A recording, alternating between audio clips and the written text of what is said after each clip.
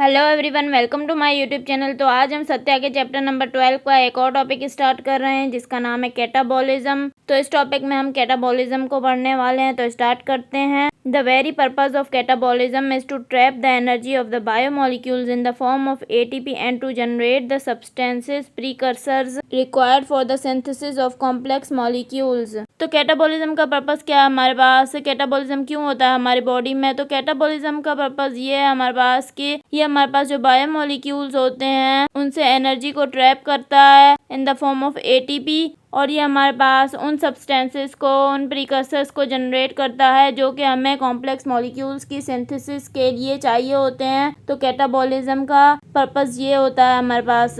Catabolism occurs in 3 stages, figure 12.2। Catabolism के हमारे पास 3 stages हैं। ये 3 स्टेजेस में होता है। तो ये 3 स्टेजेस हमारे पास फिगर 12.2 में दिखाए गए हैं। मैं आपको पहले ये 3 स्टेजेस पढ़ाती हूँ, फिर फिगर 12.2 दिखाती हूँ। तो नंबर 1 स्टेज है conversion of complex molecules into their building blocks.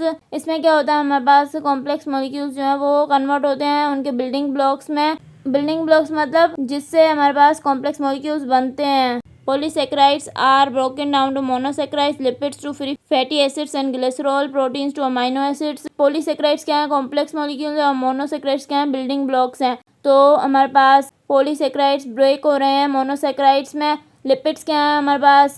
Complex molecules हैं, ये ब्रेक हो रहे हैं फैटी एसिड्स में और ग्लिसरॉल में जो कि इसके बिल्डिंग ब्लॉक्स हैं। और प्रोटीन्स क्या है हमारे पास? कॉम्प्लेक्स मॉलिक्यूल है और ये हमारे पास अमाइनो एसिड्स में कन्वर्ट हो रहे हैं। तो ये हमारे पास अमाइनो एसिड्स क्या है? बिल्डिंग ब्लॉक्स हैं प्रोटीन्स के। नंबर 2 स्टेज हमारे पास है फॉर्मेशन ऑफ सिंपल इंटरमीडिएट्स। इस स्टेज में क्या हो रहा है हमारे पास? सिंपल इंटरमीडिएट्स बन रहे हैं। The building blocks produced in stage 1 are degraded to simple intermediates such as pyruvate and acetyl CoA। तो जो हमारे पास बिल्डिंग ब्लॉक्स प्रोड्यूस हुए थे स्टेज 1 में वो फर्दर डिग्रेड होंगे सिंपल इंटरमीडिएट्स में। सिंपल इंटरमीडिएट्स कौन से हमारे पास? पायरुवेट है, एसिटाइल कोए है। These intermediates are not readily identifiable as carbohydrates, lipids और proteins। ये इंटरमीडिएट्स जो हमारे पास बने हैं ये इजीली आइडेंटिफाई नहीं होते कि ये कार्बोहाइड्रेट्स हैं या प्रोटीन्स हैं या लिपिड्स हैं। मतलब ये तीनों से हमारे पास इंटरमीडिएट्स बनते हैं, पायरुवेट और एसिटाइल कोए। तो पता नहीं चलता कि किससे बने हैं, कार्बोहाइड्रेट से बने हैं, लिपिड से बने हैं या प्रोटीन से बने हैं। पता भी नहीं चलता इनके बनने के बाद।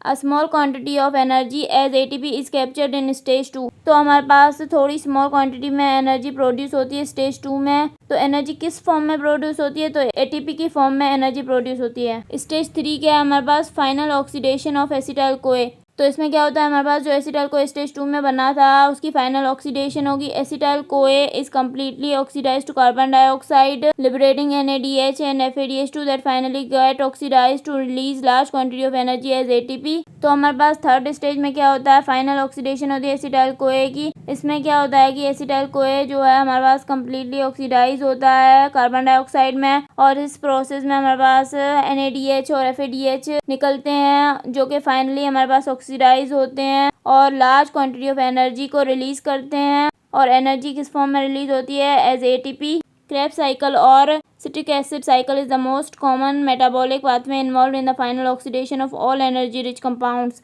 तो क्रेब्स साइकिल जिसका दूसरा नाम हमारे पास सिट्रिक एसिड साइकिल है, ये हमारे पास एक कॉमन मेटाबॉलिक पाथवे है जो कि फाइनल ऑक्सीडेशन करवाता है सारे एनर्जी रिच मॉलिक्यूल्स की। This pathway accepts the carbon compounds pyruvate, succinate etcetera drive from carbohydrates, lipids और प्रोटीन्स।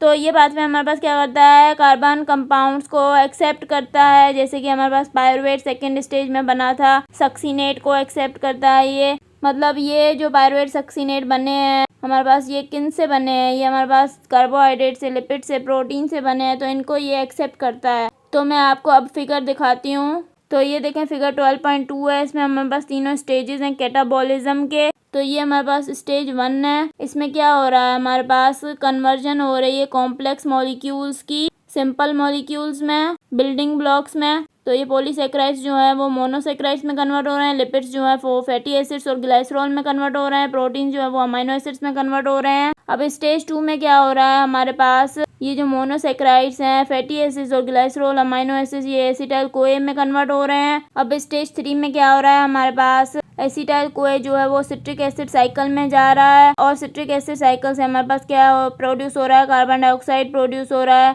NADH और FADH प्रोड्यूस हो रहे हैं। फिर NADH और FADH जो है वो हमारे पास इलेक्ट्रॉन ट्रांसपोर्ट चेन में जा रहे हैं और वहाँ से हमारे पास ATP प्रोड्यूस हो रही है और ऑक्सीजन और वाटर प्रोड्यूस हो रहे हैं। तो इस तरह हमारे पास कैटाबॉलिज्म का प्रोसेस होता है। ये 3 स्टेजेस हैं हमारे पास कैटाबॉलिज्म के।